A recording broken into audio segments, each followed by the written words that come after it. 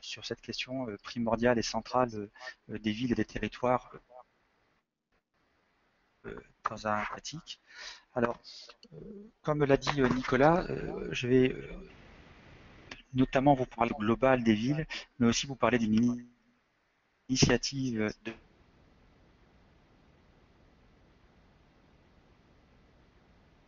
Stéphane, we lost. On vous a perdu. On ne peut pas vous entendre.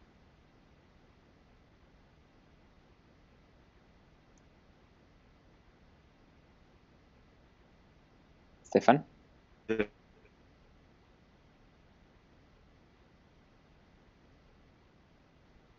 Stéphane, on peut pas entendre ta voix. sachant Voilà, maintenant c'est mieux.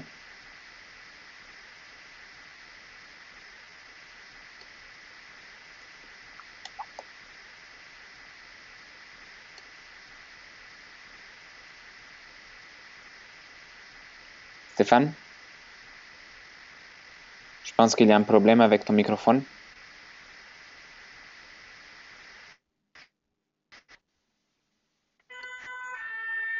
est-ce que quelqu'un m'entend? Maintenant, on peut Vous t'entendre. m'entendez? Ok, Ah maintenant d'accord, c'est mieux, oui. désolé, je sais pas ce qu'il y a. Ok. Voilà, désolé. Donc Il faut que du tu coup, recommences au début. c'est pas grave, je le fais avec plaisir.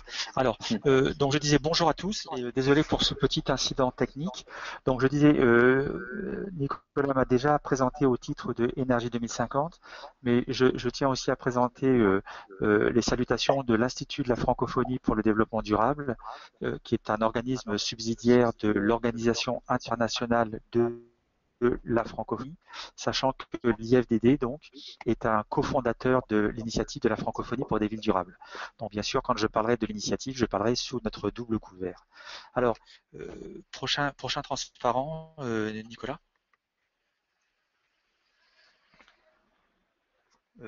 Encore, prochain, juste sur la voilà. Voilà, donc comme le disait Nicolas, je vais juste faire un micro-zoom sur quelques activités villes que nous faisons pour que les auditeurs puissent apprécier que finalement, la ville, nous devons l'aborder d'une manière plurielle. Et donc récemment, nous avons par exemple accompagné beaucoup de pays du Sud, en particulier le Sénégal, le Togo, des îles du Pacifique ou autres, dans le cadre de leur CPDN, les communications prédéterminées qui doivent mises et qui ont été remises dans le cadre de la préparation de l'accord Paris 2015. Et vous le verrez tout à l'heure quand Viviane et moi, nous allons vous parler un peu plus de ce détail. Très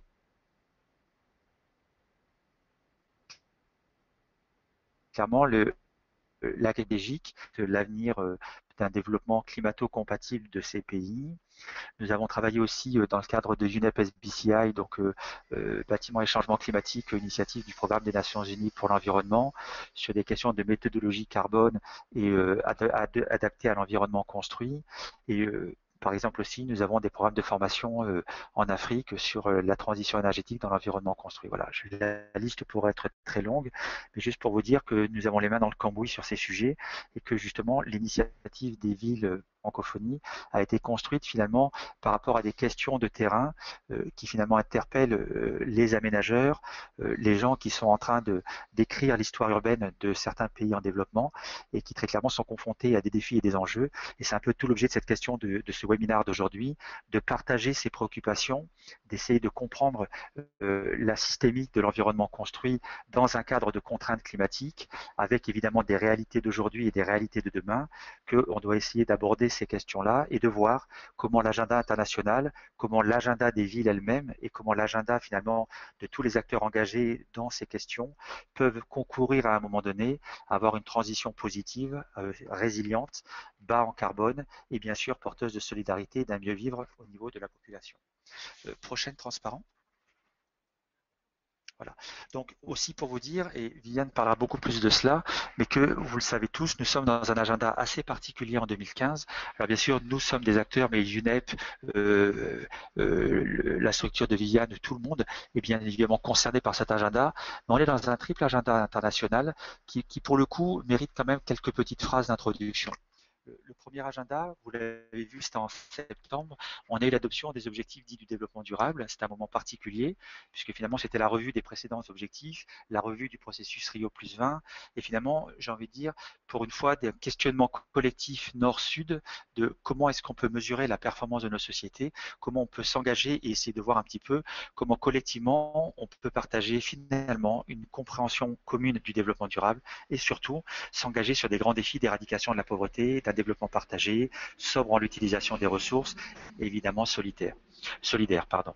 Et le deuxième agenda qui est assez important, qu'on a tendance parfois à ne pas mélanger aux deux premiers, c'est l'agenda de la finance et de l'aide au développement au niveau international. Nous savons tous qu'il y a eu une conférence extrêmement importante au mois de juillet et qui se traduit encore aujourd'hui par d'énormes débats. Il y en a eu encore une récemment à l'OCDE sur les questions de financement. Et là aussi, on voit bien que dès lors qu'on va aborder la question du climat, des villes, des territoires et d'une manière générale du développement, évidemment, on va se poser la question très concrète et pratique de dire comment on met ça en œuvre. Alors, au nord, on a des outils, des moyens. Au sud, il y a aussi des outils, des moyens. Au nord et au sud, nous avons des compétences, un trésor d'opportunités.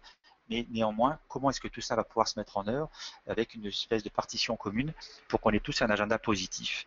Enfin, le troisième point d'agenda qui est important au niveau international, c'est, on l'a déjà dit, mais néanmoins, il est bien de le rappeler, c'est l'agenda climat international avec bien sûr la conférence de Paris où, pour mémoire, on attend tous et nous travaillons tous à la mise en place d'un accord juridiquement contraignant, ambitieux, réaliste et adossé bien sûr à une crédibilité opérationnelle, nous en reparlerons, qui s'appliquerait bien sûr de manière contraignante à l'ensemble des pays de la communauté internationale, sachant que cet accord va être sur la période 2020-2030, mais que bien sûr il y a aussi la trajectoire sur la période 2015-2020, qui est évidemment au cœur du débat.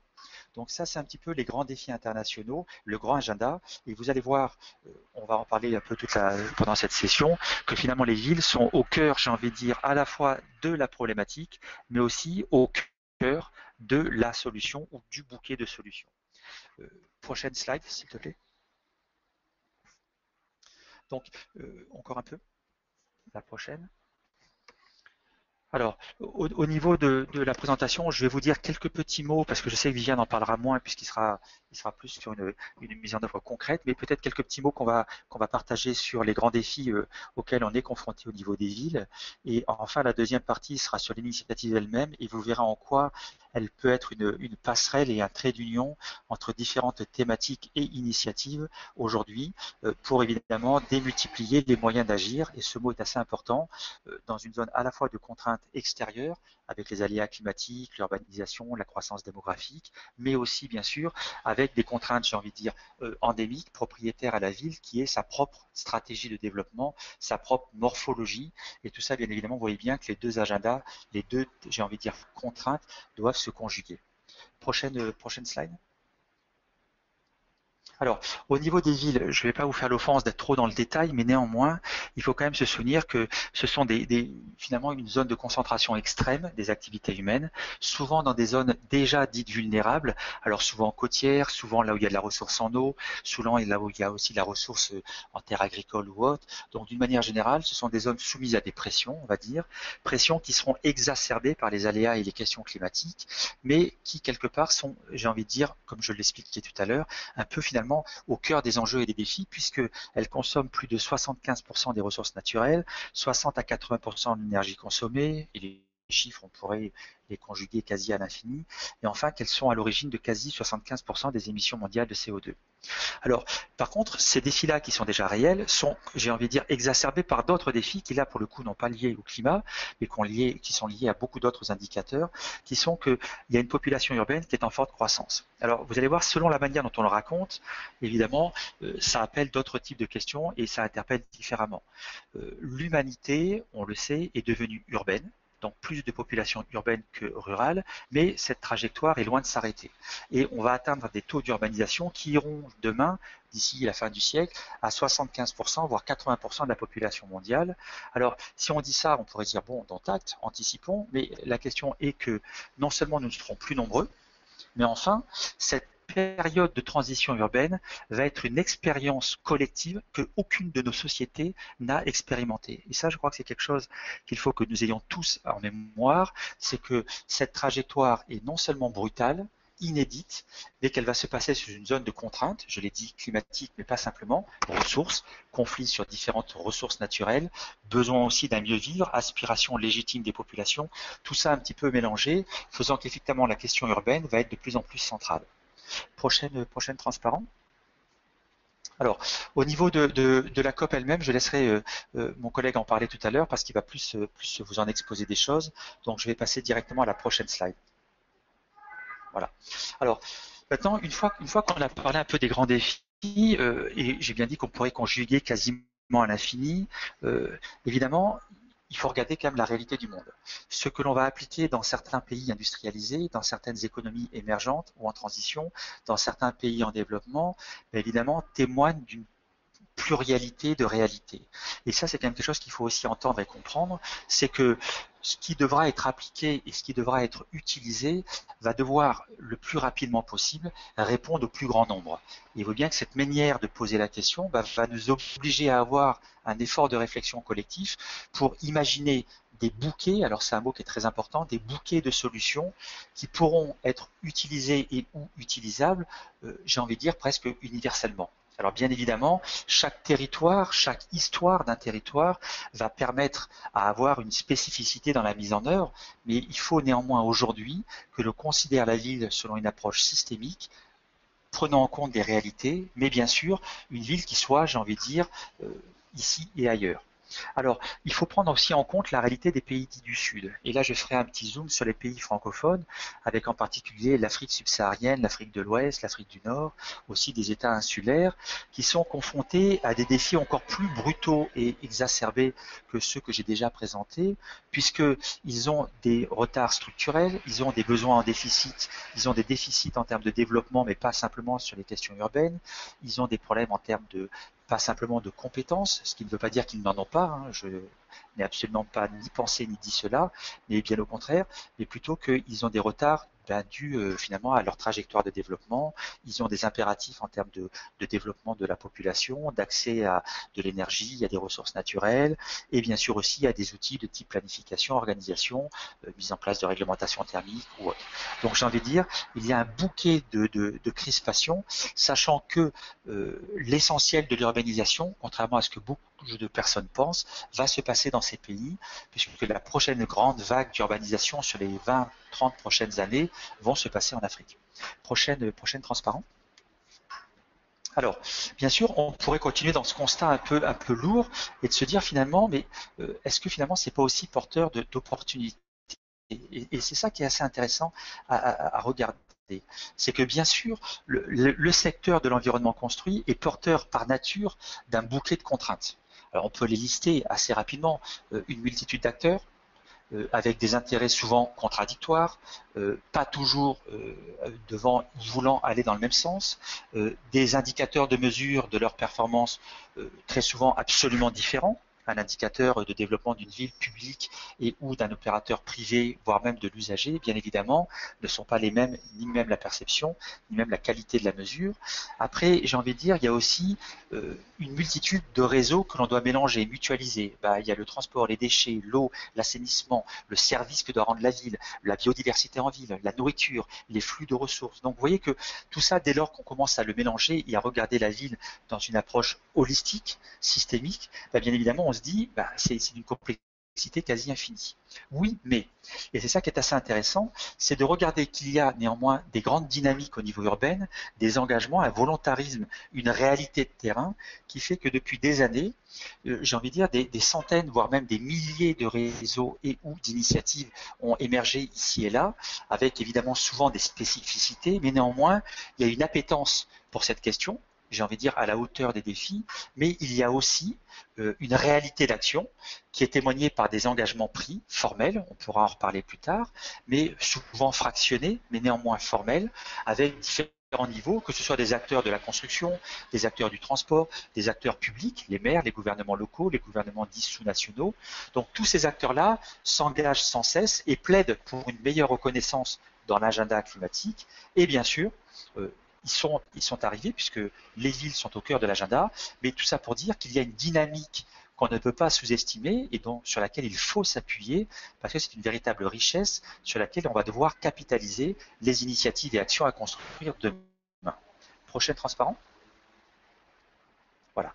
Alors, donc du coup, de ce foisonnement, cette richesse d'acteurs, d'engouement et d'engagement, bien sûr, découle, j'ai envie de dire, finalement, son pendant, c'est de dire, après tout, est-ce qu'on arrive à y voir clair? Est-ce qu'il y a une cohérence? Est-ce que finalement chacun y trouve son compte? Et est-ce que la ville aujourd'hui africaine qui a 100 000 habitants et qui dans 5 ans sera peut-être à 500 000 habitants et dans 15 ans sera à 1,5 million ou 2 millions d'habitants, est-ce que cette ville-là, demain, peut trouver dans ce bouquet d'initiatives des outils alors qu'elle n'aura peut-être pas accès à la finance nécessaire ou au temps nécessaire pour prendre en compte toutes ces contraintes, parce que finalement dans tout ça, on peut avoir j'ai envie de dire une approche commune, consensuelle. Et bien là, par contre, pour le coup, force est de constater que non. Il y a beaucoup d'initiatives, comme on l'a dit, mais peu ou pas ont développé des approches systémiques, peu ou pas ont développé des méthodologies applicables de manière universelle et ou à minima un langage commun. Et force est de constater que à chaque initiative, finalement, est quasiment son propre langage, avec évidemment des limites, des contraintes de moyens, des contraintes de savoir, de périmètre de compétences. Donc tout ça est aussi une richesse, mais aussi néanmoins portant en elle-même finalement certaines limites. Alors, de ce foisonnement d'activités, pour certains acteurs, en particulier nos amis les villes du Sud, finalement, souvent, laissent un peu les bras pleins d'impuissance en se disant, mais par quelle bout je prends ma ville, sachant que certains Africains emploient même le terme, ma ville est subie, puisque je n'ai pas le temps de l'anticiper, de la planifier, de l'organiser, et que dès lors que je gère un problème, j'ai déjà une succession de problèmes qui arrivent et qui émergent partout, et je me retrouve avec des effets verrous, ce qu'on appelle les locking effects, qui veulent dire que ce que je n'ai pas géré aujourd'hui, demain je ne pourrai pas le gérer. Un bâtiment, un aménagement, un îlot, un outil, un moyen, un transport, un réseau qui n'est pas aujourd'hui bien construit ou organisé, va être un verrou énergétique ou en termes de ressources pour les 20, 30, 50, 60 prochaines années. Donc on voit bien qu'il y a plusieurs contraintes, urgence à agir d'aujourd'hui, urgence à pouvoir capitaliser, démultiplier ce qui a marché, et bien sûr, urgence aussi à pouvoir prendre un agenda avec un train grande vitesse pour ne pas louper les opportunités et ne pas créer des handicaps demain pour essayer de remettre au niveau mon territoire. La slide transparente, la prochaine slide, pardon. Alors, c'est de ce constat qu'est née l'initiative de la francophonie pour des villes durables, et je tiens à préciser que le mot est important. C'est une initiative qui est née en terre francophone, mais qui n'est pas une exclusivité de la francophonie. En clair, elle travaille aussi en anglais, en espagnol ou autre. Et très clairement, cette initiative n'a pas une vocation linguistique. Elle a été portée par une réalité, j'ai envie de dire, une préoccupation issue, venue du terrain de beaucoup de pays avec lesquels la francophonie et Énergie 2050 nous collaborons. Mais très clairement, bien sûr, les villes, d'où qu'elles soient, vont se retrouver dans ce schéma que je vais vous présenter. Et bien sûr, elles sont bien évidemment invitées à participer et ou à s'engager sous une forme ou une autre. Néanmoins, cette initiative est venue d'un constat. Elle est venue d'un constat que je viens un peu de vous expliquer, qui est des réalités de terrain dès lors qu'on est confronté à la mise en œuvre et qu'on ne peut pas s'appuyer sur des gros financements ou sur des gros partenariats et ou sur des gros jumelages et autres types de réseaux qui peuvent exister.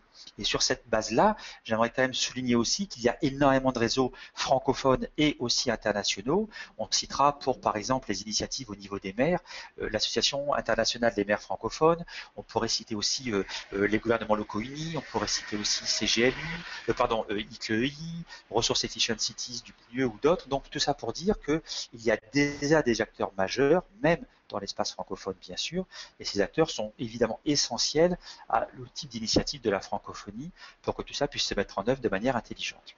Alors, la prochaine transparente. Voilà. Alors, du coup, quelle est l'idée de cette initiative? Cette initiative, elle est partie du constat que comment on peut essayer de tirer profit de ce bouquet de solutions qui existent, de ce foisonnement d'actions, de ce foisonnement d'engagement, de réalisation des fois performantes, parfois de contre-performances, et de finalement comment on peut essayer de répondre, presque j'ai envie de dire à la carte, à toutes les préoccupations que peuvent rencontrer les acteurs de la ville. Et quand je dis les acteurs, je tiens aussi là à bien rappeler qu'il n'y a pas un acteur qui est le pilote d'une ville. Même s'il y a évidemment un leadership politique au niveau des maires, bien sûr, on le voit bien, et d'ailleurs, le PNUE, le Programme des Nations Unies pour l'environnement, est à l'origine de cette série de webinaires. Bien sûr, tous ces acteurs-là, les acteurs internationaux, les acteurs locaux, les acteurs de la finance, les acteurs de la construction, les usagers, les acteurs du transport, les matériaux, l'ensemble de ces acteurs participent à la construction de la ville, avec aussi tous les gens qui la prescrivent, que ce soit les urbanistes, les architectes, les gestionnaires. Donc tout ça pour dire que dès lors que l'on va aussi parler à la ville, on va devoir parler à tous ces gens qui devront avoir une partition commune. Donc l'initiative est partie de ce constat en se disant, et finalement, comment faire que tous ces gens finalement se parlent, aient la même préoccupation à un instant donné, si possible inscrit dans la durée, et que tout ça, évidemment, se traduise par des réalisations concrètes. Et là, notre approche a été de regarder la ville, je l'ai dit, dans un angle systémique, mais en la considérant comme un puzzle tridimensionnel, où chaque pièce du puzzle est finalement une préoccupation quasi universelle, et qui, dès lors que l'on la considère comme étant universelle, va pouvoir avoir des réponses qui vont pouvoir se dimensionner au plus près de la réalité de chaque ville. Je vais prendre un exemple tout bête. Chaque ville est confrontée à une logique d'éclairage public. Chaque ville est confrontée à gérer de la biodiversité en ville, de la construction de logements sociaux, de gérer un secteur touristique qui se développe. Donc chaque ville a des typologies d'acteurs et ou de préoccupations qui, à un moment donné, même si elles interagissent les unes avec les autres, se retrouvent finalement pouvant être potentiellement adossées à une approche plus pratique, plus concrète, plus limitée, et qui va pouvoir être adossée à des méthodes de mise en œuvre, avec des méthodes d'évaluation, des méthodes de mutualisation, qui évidemment vont être très intéressantes. Donc, prochain transparent.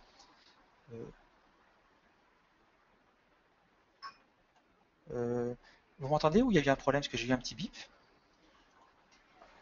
Non, on t'entend très bien. Est-ce que vous m'entendez encore?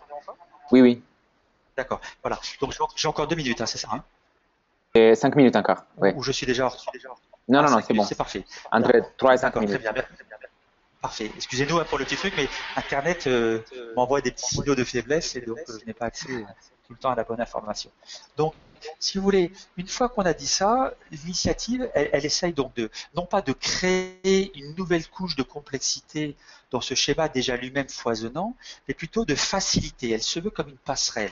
Vous l'avez compris, l'importance pour nous est d'arriver à ce que chaque acteur qui va être, lui, à un instant donné, concerné par une pièce de ce puzzle, va pouvoir interagir et ne pas avoir à refaire une courbe d'apprentissage et va pouvoir avoir accès directement à des meilleures pratiques, ce que nous on appelle à Énergie 2050 et à l'IFVD des pépites, c'est-à-dire ces pratiques sur lesquelles on a pu adosser des méthodologies, des outils de mesure de performance, d'additionnalité, des mesures pédagogiques qui vont permettre ensuite de travailler collégialement sur des modèles économiques. Et donc tout ça, bien sûr, il y a un savoir-faire. Donc l'idée n'est pas de créer une nouvelle couche, mais une idée plutôt de fédérer et de faciliter des passerelles. Et là, vous le voyez, prenons l'exemple des logements sociaux, bien sûr, la question énergétique est importante pour eux. La question de la prescription est importante. La question du cadre public national est importante. La question des mécanismes de financement est importante. Mais vous voyez bien que si, dans un pays du Sud et ou même au niveau collégial sur ces thématiques, ils doivent appréhender l'ensemble de ces questions et recréer un apprentissage collectif partagé, vu la différence et la multiplicité des réseaux, vous voyez bien que la tâche est immense. Et une initiative à vocation bien sûr aussi à construire ces passerelles pour que chacun puisse y trouver son compte et s'engager dans une action immédiate. Les bouquets de solutions, bien sûr, sont riches, multiples. On pourrait parler du solaire thermique avec le prosol tunisien qui commence à se démultiplier. On pourrait parler des réglementations thermiques qui se mettent en place dans l'espace du MOA. On pourrait parler d'énormément de sujets, de ces planifications territoriales, de ces nouvelles stratégies et ou mécanismes de financement carbone. Et tout ça, vous voyez bien que le temps de le décliner au plus près de la réalité des territoires, évidemment, il faut mutualiser. Donc ça, c'est la première chose. La deuxième chose va être aussi de travailler à partager le même mot. Alors le même mot veut dire quoi? À partager le même langage. Dès lors que l'on veut pouvoir comparer, que l'on veut pouvoir travailler ensemble, il faut pouvoir être en mesure de, évidemment, aller de l'avant et pouvoir identifier les mêmes mots pour apporter de la réalité de la situation, mais aussi de la réalité de la mise en œuvre et demain de la réalité de l'additionnalité, c'est-à-dire de la mesure de la performance de ce que l'on aura mis en place. Et là, vous voyez bien que l'intégralité des composantes qui travaillent autour de l'environnement construit, que ce soit les grandes institutions, la recherche, l'enseignement, les architectes, les urbanistes, les fabricants de matériaux, les importateurs, le cadre national ou autres, l'ensemble de ces acteurs, bien sûr, doivent être là autour de la table de manière à pouvoir avoir une stratégie inscrite dans la durée et concrète. Donc là, c'est pour ça que nous avons appelé ça en plusieurs temps, fédérer, mutualiser, comprendre et partager les savoirs, mettre en œuvre. Il voit bien qu'ensuite, bien sûr, chacun va conjuguer la réalité de sa ville au prorata de la réalité de ses moyens, mais aussi de ses contraintes. Bien sûr, une ville côtière n'aura pas les mêmes contraintes qu'une ville de montagne ou qu'une ville fortement touristique ou qu'une ville avec un flot de ressources particulier. Donc toutes ces réalités vont devoir aussi impacter sur la réalité des mécanismes et ou des partenariats, voire des projets à mettre en œuvre. Et bien sûr, ensuite, la question du financement sera centrale, mais là, on s'inscrit bien dans une logique extrêmement climato-compatible, puisque vous le savez, dès lors que nous travaillons aujourd'hui sur ces questions de climat, nous sommes de plus en plus soumis à devoir être transparents, témoigner de la réalité de la mise en œuvre, et bien sûr, que ce soit les mécanismes de financement climat traditionnels ou les nouveaux mécanismes de marché ou les mécanismes adossés au fonds vert climat, et qu'ils soient pour l'atténuation ou l'adaptation, bien sûr, on voit bien qu'il y a une trajectoire de plus en plus à être ce que l'on appelle dans le milieu climatique mesurable, reportable et vérifiable. Et enfin, bien sûr, il y aura le renforcement de la capacité d'agir. Et je tiens à souligner déjà qu'on a énormément fait de formations avec des architectes, des ordres d'architectes nationaux, en Côte d'Ivoire, au Togo, au Sénégal aujourd'hui même d'ailleurs. Il y a une réunion nationale ou dans d'autres pays avec la francophonie et ONU Habitat qui est partenaire de l'initiative pour évidemment démultiplier les moyens d'agir, sachant qu'évidemment tous ces acteurs-là sont des relais sur le terrain pour ensuite mettre en œuvre. Prochain transparent. Et je ne vais pas être loin de ma conclusion.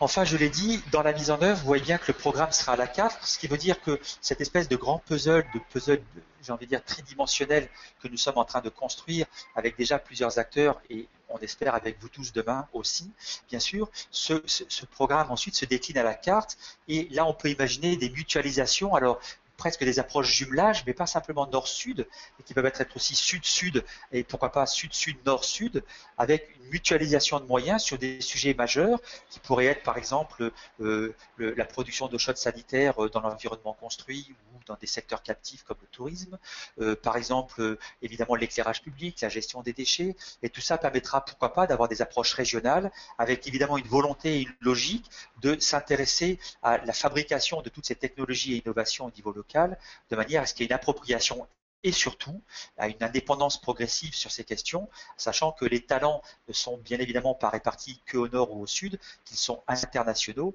et de ces croisements, cette fertilisation mutuelle, bien sûr, sera l'avenir de cet environnement construit qui nous préoccupe demain. Prochain transparent. Voilà. Ça, je vais le passer parce que je l'ai déjà un petit peu expliqué. C'est un peu une des vues qu'on pourrait avoir sur la représentation matricielle. Prochain transparent. Voilà. Alors, juste peut-être pour terminer sur quelques exemples, j'en ai déjà dit un ou deux, et ce sera le mot de la fin, pour vous dire, aujourd'hui, il y a une véritable appétence pour cette question. On a déjà évidemment des actions sur le logement social, sur la construction, on a des formations qui tournent dans pas mal de pays. J'ai oublié de dire aussi, par exemple, qu'on a des formations à l'école africaine des métiers de l'architecture et de l'urbanisme, avec une session de formation, la 4e session régionale, qui va rassembler une vingtaine de pays africains, qui va commencer lundi prochain à Lomé au Togo. On a par exemple des villes qui commencent à s'intéresser à ces questions. On a Grand Bassam par exemple en Côte d'Ivoire avec une réunion à la fin du mois pour lancer un processus de rénovation de l'ancienne ville, de l'ancienne partie de la capitale et bien sûr d'autres acteurs qui commencent à s'engager. Donc tout ça pour dire que évidemment l'initiative n'a à terme pas vocation à être la propriété de quelqu'un, elle a vocation à être une plateforme d'échange, une plateforme de concrétisation d'initiatives et de mutualisation de ce que l'on appelle l'agenda des solutions. Elle se veut une contribution donc positive à l'agenda climat. Et pour conclure, je voudrais juste vous rappeler que cette préoccupation, et je crois qu'il est important de le souligner, même si beaucoup en ont fait état, aujourd'hui, parce que nous avons bien évidemment benchmarké une centaine d'initiatives existantes, force est de constater que cette volonté de travailler dans un environnement construit, systémique, apaisé, multithématique, multi-acteur, est peut-être l'une de la première fois que ça se produit. Et donc, pour cela que je veux réinsister dans ma conclusion en disant, ce n'est pas une initiative en langue francophone unique, c'est une initiative de la francophonie qui a vocation à être le plus intégrante, le plus inclusive que possible, le plus participatif. Et cette initiative va évidemment évoluer au prorata de l'appétence de chacun d'entre nous pour co-construire le futur et pour, nous l'espérons, essayer d'agir au plus près de la réalité et de l'agenda, tant de la contrainte de temps que de la contrainte climatique, que de la réalité de la contrainte des gens qui vivent et qui subissent l'environnement construit dans les pays du Sud, mais aussi bien évidemment chez nous. Je vous remercie de votre attention et bien sûr, je me tiens à votre disposition pour toutes vos questions. Et merci beaucoup Stéphane pour la présentation très intéressante. Effectivement, tu nous as donné beaucoup de matériel à réfléchir et à découvrir aussi. On garde peut-être les questions pour la fin du webinaire. Je voudrais maintenant donner la parole à Monsieur Vivian Depuy pour sa présentation sur les territoires en route pour la COP 21. Et Vivian travaille pour Institute for Climate Economy. Et il est chargé de recherche dans les domaines des territoires et du climat. En particulier, ses travaux portent sur les démarches et sur les outils mis à disposition des collectivités locales pour répondre aux enjeux du changement climatique. Vivian s'intéresse particulièrement aux outils d'aide à la décision pour l'adaptation des infrastructures. Vivian est titulaire d'un master en sciences de l'environnement de l'université Pierre et Marie Curie et d'un master en politique environnementale des Sciences Po Paris. Donc, Vivian, le mot, c'est à toi. Bonjour à tous et merci pour cette opportunité de présenter cette publication et puis plus largement de pouvoir parler du rôle des villes dans la perspective de la COP 21. Donc on peut passer de suite à la slide suivante, s'il te plaît. Merci. Donc, je travaille pour I4C, Institute for Climate Economics, qui pourrait se traduire en français par l'Institut de l'économie pour le climat, et qui est le nouveau nom pour ceux qui connaissaient de l'équipe de CDC Climat Recherche. Nous sommes donc à l'initiative de la Caisse des dépôts et de l'Agence française de développement pour créer un think tank et fournir une expertise et une analyse des questions économiques liées aux politiques climat et énergie en France à différentes échelles et dans le monde. Et nous travaillons notamment depuis plusieurs années avec les villes et les acteurs locaux. Et c'est vrai que c'est un acteur, on peut passer à la slide suivante, qui est très présent dans la dynamique de mobilisation vers la COP 21. On en a beaucoup entendu parler ces derniers mois. Il y a eu certains événements marquants. Je vais citer simplement quelques dates à titre d'illustration. Il y a un petit peu plus d'un an maintenant, à l'occasion du sommet de Ban Ki-moon à New York en septembre 2014, où il y a eu des premières déclarations et grands engagements d'acteurs non étatiques. On a vu les villes très présentes avec, par exemple, des objectifs importants de réduction affichés par Compact of Myers, avec des objectifs allant jusqu'à plus de 460 mégatonnes de CO2 équivalent de réduction, des déclarations comme déclaration de CGLU. Un petit peu plus tard dans l'année, les acteurs locaux se sont aussi engagés à d'autres échelles avec le sommet des régions du R20, avec la déclaration des maires européens pour le climat, qui était réunis à Paris en mars dernier et qui se sont mis d'accord pour utiliser ensemble certains outils comme la commande publique pour essayer d'avoir des leviers de réduction des émissions de gaz à effet de serre plus significatifs et mieux utilisés collectivement. Et puis bien sûr, on a eu cet été à Lyon le sommet mondial climat et territoire qui a été co-organisé par un certain nombre de réseaux et d'associations de collectivités et de villes avec cet objectif très clairement affiché de pouvoir mettre l'action territoriale au cœur de la réponse aux défis climatiques et donc de se poser comme un acteur clé et avec lequel il faut compter dans la perspective de la COP 21 et du régime climatique, j'y reviendrai, qui est en train de se dessiner.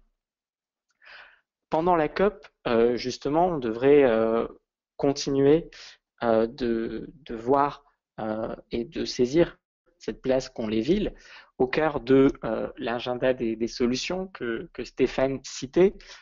Parce que je ne sais pas si certains d'entre vous doivent le savoir, mais l'accord de Paris devrait prendre un aspect un petit peu différent des précédents accords climatiques, et par exemple du protocole de Kyoto. Ça va être un accord composite avec différents volets, un cœur d'engagement contraignant entre les États de type protocole, mais aussi une déclaration faisant référence à d'autres engagements de coalitions d'États, d'engagements volontaires des États. Il devrait y avoir un pilier sur le financement, et puis cette autre partie assez innovante qu'on appelle l'agenda des solutions, l'agenda de l'action, qui a vocation à regrouper et à afficher ensemble l'ensemble des engagements pris par les acteurs non étatiques, au premier rang desquels les collectivités locales et les villes.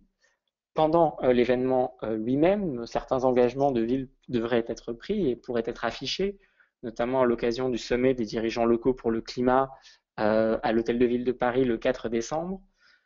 Et ces engagements, cette action, ce rôle des villes devrait être porté pendant une journée thématique qui sera organisée en zone bleue dans la zone de négociation sur l'action des territoires pour pouvoir dire aux négociateurs les territoires sont présents, ils ont des choses à faire, ils sont là en tant que partenaires et ils sont à prendre en compte. Et d'ailleurs, là, je vous ai mis sur les slides, sans le traduire, désolé, mais deux extraits du draft, du brouillon d'accord qui circule depuis une dizaine de jours, dans lequel ce rôle des acteurs non étatiques et des acteurs locaux est explicitement reconnu, et donc c'est une des formes que pourrait prendre cette reconnaissance. Slide suivant, s'il te plaît. Alors, si cette mobilisation est possible, si on observe cette dynamique depuis une douzaine de mois, c'est parce qu'elle ne part pas de rien et que très clairement, elle s'inscrit dans un mouvement de fond de villes qui agissent, qui expérimentent, qui se mobilisent depuis bien plus longtemps. Et elles le font notamment au sein de communautés de pratique, de réseaux à différentes échelles. Stéphane a cité un certain nombre d'initiatives internationales et transfrontalières. On peut aussi penser à des initiatives nationales.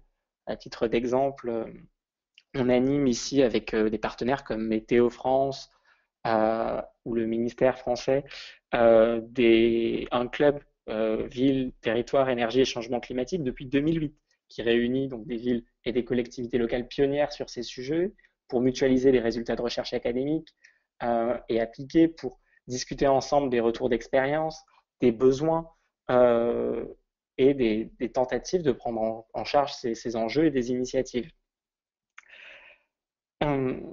Donc ce rôle, il est déjà là, il est déjà expérimenté par des pionniers et de plus en plus de villes, ce rôle très local, et il est aussi complété par un positionnement de plus en plus clair des villes comme un acteur global dans le jeu international. Et ça, on peut afficher la slide suivante, que je ne vais pas forcément détailler, mais qui vous donne une première illustration du livret que je vais vous présenter. Ce rôle, il est officiellement reconnu depuis maintenant quelques années, avec la première reconnaissance officielle dans un texte de négociation internationale, dans l'accord de Cancun, en 2010. Mais aujourd'hui, le défi, slide suivante, s'il te plaît, c'est de passer de l'action de quelques pionniers, de quelques villes, à une généralisation, une diffusion. Il reste bien évidemment pour tout le monde un certain nombre de défis dont on va dire un mot à surmonter, mais pour être vraiment surmonté, il va falloir avancer collectivement, il va falloir que tout le monde, que toutes les villes puissent se mobiliser sur ces questions. Elles vont être un des relais, un des acteurs qui vont mettre en œuvre les décisions internationales, les engagements nationaux, et ça, c'est pas quelques villes, c'est tous les acteurs qui vont devoir participer. Or, comme le mentionnait Stéphane, un enjeu est de ne pas avoir à repasser par l'ensemble de la courbe d'apprentissage, d'avoir à repartir à zéro pour chaque ville, mais de capitaliser au mieux sur les expériences qui ont été menées, sur le travail et les erreurs et les réussites des villes qui sont engagées depuis assez longtemps, de manière à combler le plus vite et le plus efficacement possible les écarts de connaissances, d'informations, de capacités qui peuvent exister. Et ça, c'est un constat qui est partagé par de très nombreux organismes qui travaillent avec les villes et qui donc essaient de mettre en sorte dans des initiatives diverses, comme celle dont on vient de voir la présentation, mais aussi d'autres, de contribuer à faire ça le plus efficacement possible. Et c'est aussi ce que, à notre échelle, on a voulu faire avec une publication que je vais vous présenter tout de suite sur la slide suivante, qui est un livret pédagogique réalisé avec un certain nombre de partenaires comme l'Agence française de développement, l'ADEME, pour valoriser l'expertise et l'expérience des collectivités françaises qu'on a pu accumuler, les dialogues, les retours qu'on a pu avoir depuis quelques années, et donc communiquer et diffuser ces solutions-là, sachant que ce qu'ont fait les villes françaises, c'est une partie, une contribution à amener au débat. On a vu que les villes du Sud avaient des choses à amener, que les villes de partout dans le monde avaient des choses à amener. Mais là, voilà, on voulait mettre ça en avant, pouvoir donner un accès direct et pédagogique à ces retours d'expérience et aux connaissances qui nous semblaient, de par l'expérience, les plus à jour et les plus utiles pour les villes. L'objectif étant de pouvoir informer, sensibiliser les collectivités et l'ensemble des acteurs territoriaux qui travaillent et qui agissent à leur côté à ces enjeux-là. Slide suivante.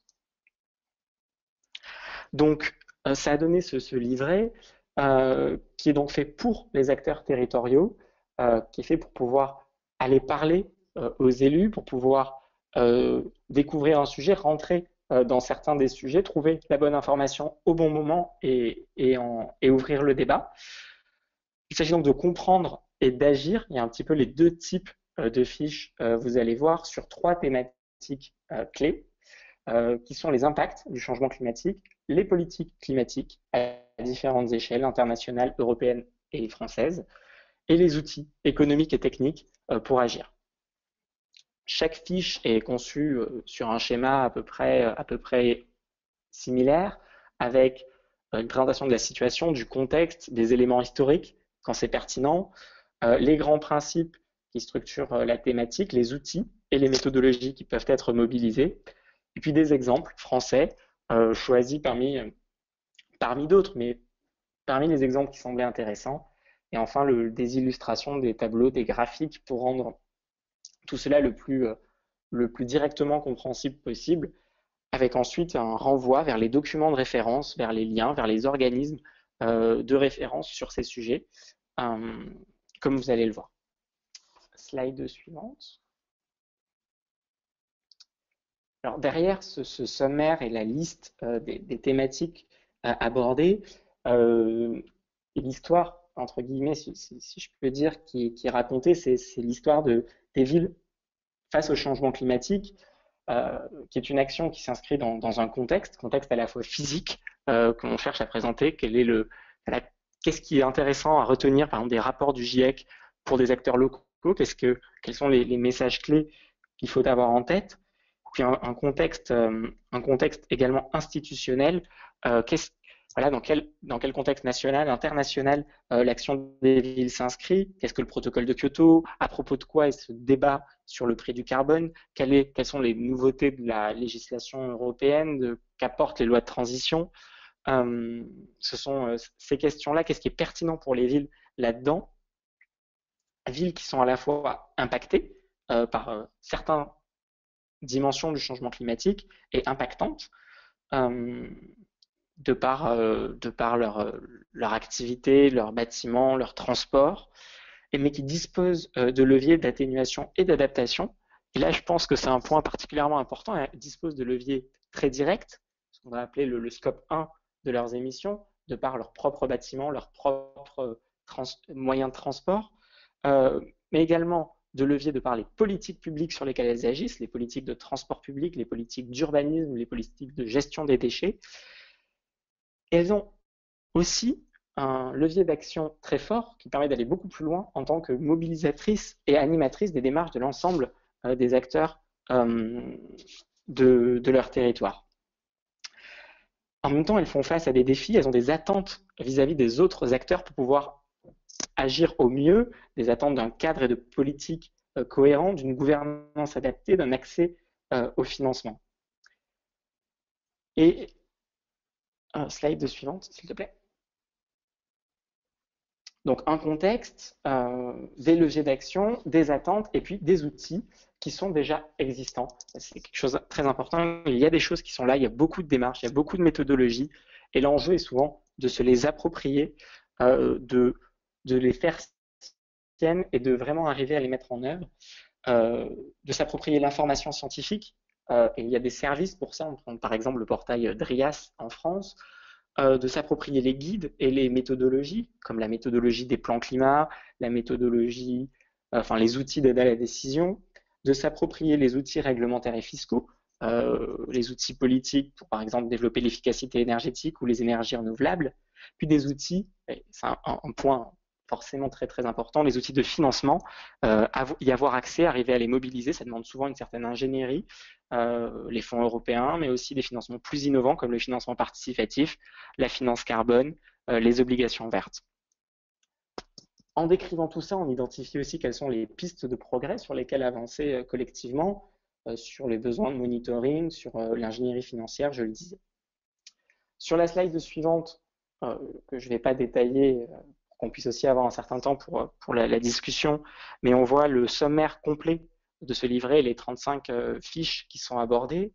Et dans la slide suivante, un aperçu des éléments de contenu avec l'ensemble. Vous aurez la présentation des bonnes pratiques, enfin, des exemples qui sont détaillés dans le livret. Et puis un exemple d'illustration avec cette carte schématique et inédite des impacts du changement climatique à l'échelle de la France qui a été réalisée avec Météo France.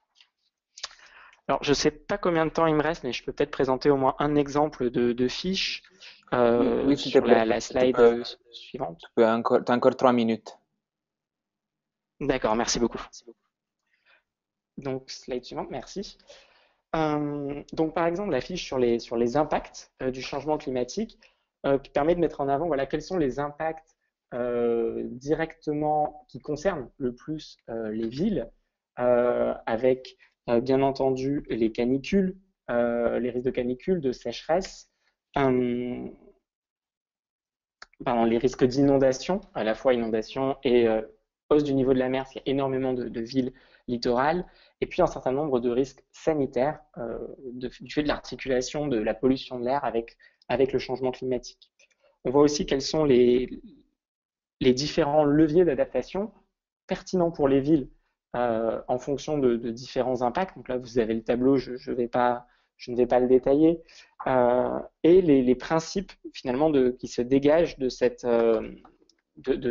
action d'adaptation, les bonnes pratiques, avec un exemple là de gestion intégrée de l'eau à Rouen, où le risque de submersion a été particulièrement étudié de manière à concevoir le quartier en fonction et à utiliser l'eau au cœur donc de la stratégie avec une gestion intégrée des eaux pluviales, avec une remise en état d'une source pour permettre une présence renforcée de la végétation et donc aussi une forme naturelle de refroidissement, etc. La slide suivante présente un exemple plutôt de fiche sur les politiques avec les mécanismes de flexibilité du protocole de Kyoto. Donc, c'est une fiche plutôt descriptive.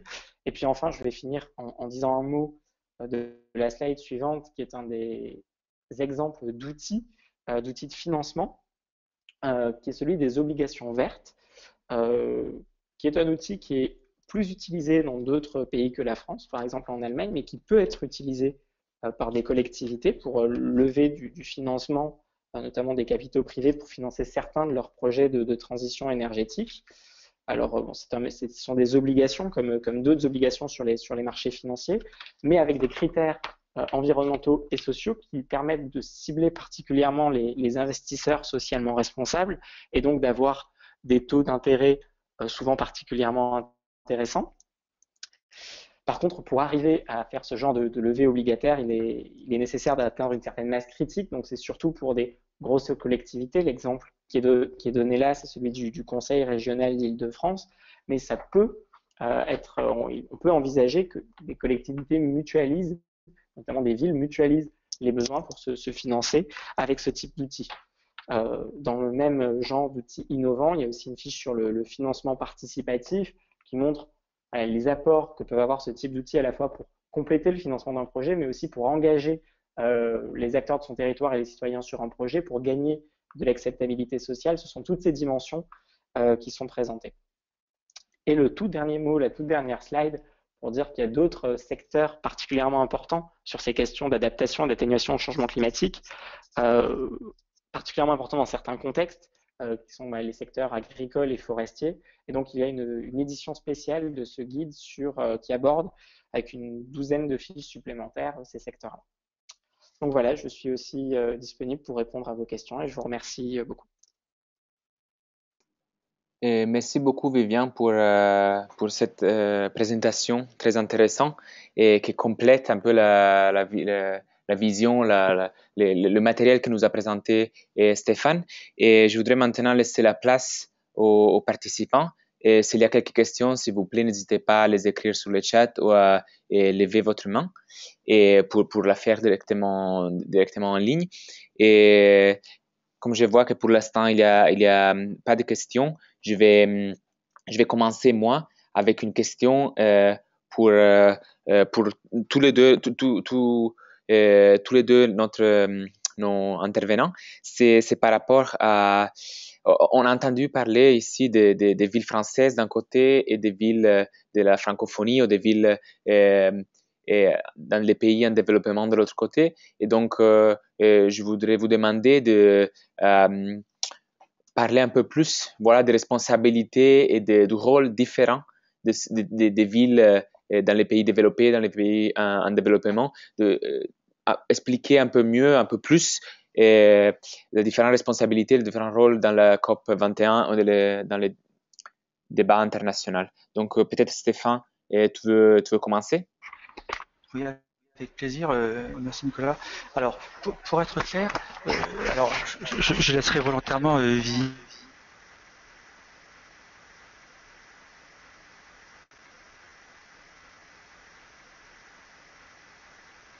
Attention Stéphane, on ne peut pas t'entendre.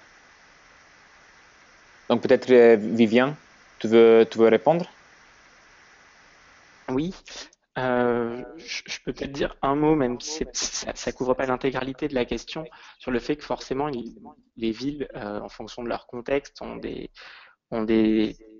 capacités, des moyens d'intervenir et d'agir différents et ont aussi des besoins et des attentes vis-à-vis des négociations internationales qui peuvent être très différentes en fonction de leur contexte. Je pense notamment en fonction du degré de décentralisation dans leur État. On a par exemple observé en termes d'accès au financement que l'accès aux financements internationaux était particulièrement compliqué pour les villes de pays du Sud et demander une intermédiation financière l'intermédiation financière pouvait être particulièrement importante et qu'il y avait des vraies questions de capacité d'ingénierie financière, de mise en place des systèmes et des relais qui permettent d'avoir accès à des financements internationaux, alors que certaines villes des pays européens, par exemple, on demande à avoir accès plus directement à ces financements-là parce que petit à petit, elles ont réussi à mettre en place et à avoir les bons interlocuteurs pour y avoir accès. Donc je pense qu'effectivement, il faut voir les différences de contexte, les différents niveaux de décentralisation, voir quels sont les bons intermédiaires. Et c'est particulièrement vrai sur la question des financements. Mais je pense que peut-être Stéphane peut compléter en faisant une réponse plus large sur cet aspect-là. Oui, s'il te plaît, Stéphane, peut-être maintenant le microphone va mieux. Est-ce que vous m'entendez maintenant? Vous m'entendez? Oui, c'est super, merci. Ah, c'est bien, c'est bien. Non, c'est bien. Alors, oui, alors effectivement, je pense qu'a dit Viviane, c'est déjà très clairement le paysage. Mais en fait, au-delà de ça, je crois qu'il faut quand même aussi remonter finalement à la genèse de la Convention 4 des Nations Unies sur le changement climatique. Et les villes de nos amis pays en développement sont très clairement confrontées à cette même réalité. Il y a un principe j'ai envie de dire, historique qui fait que elles participent elles aussi d'une réalité qui est que ces pays ont un premier impératif qui s'appelle le développement. Et le développement, pose d'autres types de questions que de gérer un aménagement par rapport à une réalité historique différente. Dit autrement, on a eu l'exercice des contributions prévues déterminées au niveau national. Et c'était extrêmement intéressant parce que c'est un instant créatif au niveau du pays pour qu'il prenne en compte sa réalité d'aujourd'hui et qu'il écrive une trajectoire de développement qui soit résiliente, climato-compatible, et évidemment sobre en ressources et tous les points de suspension qu'on peut mettre. Et là, la réalité de la mise en œuvre, elle est bien évidente. Pourquoi? Parce que tout ce qu'on dit au niveau des financements, tout ce qu'on dit au niveau des historiques, fait que finalement, ça se traduit dans les villes. Et donc, une ville, même la lecture que l'on en fera demain, quand je parlais de performance, on ne peut même pas imaginer les mêmes indicateurs. Il va falloir qu'on ait des indicateurs qui témoignent de la trajectoire d'amélioration de performance. Et ça va se traduire même dans les questions de financement, bien évidemment.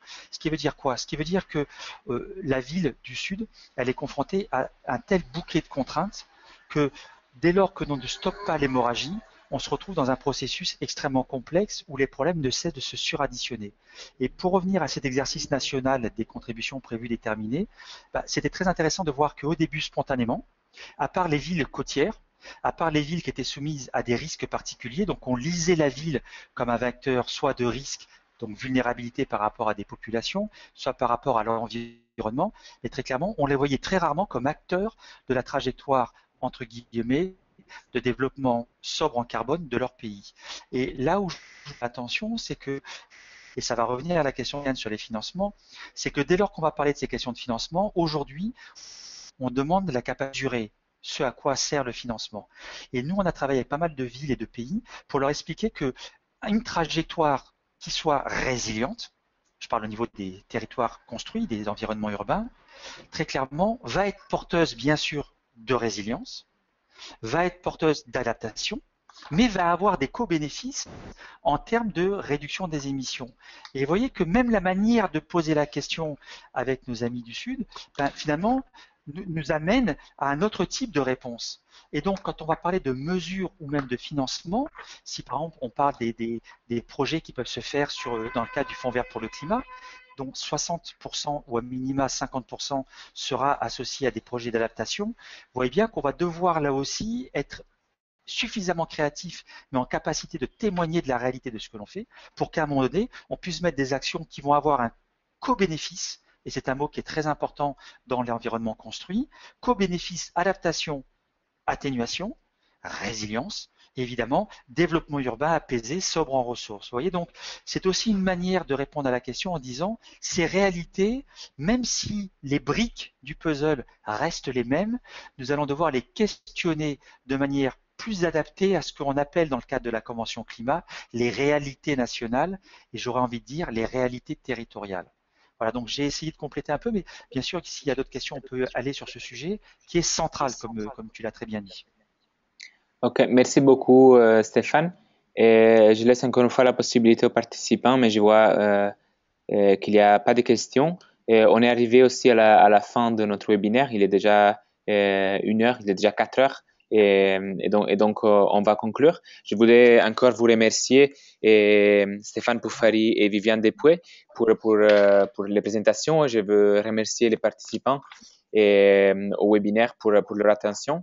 Et je rappelle que les présentations vont être mises sur la page web du webinaire, sur le site www.scpclearinghouse.org et l'enregistrement du webinaire, ça va être disponible sur la chaîne YouTube avec le lien direct dans la page web du webinaire. Merci beaucoup et bonne fin d'après-midi. Merci beaucoup. Au revoir. Merci. Au revoir.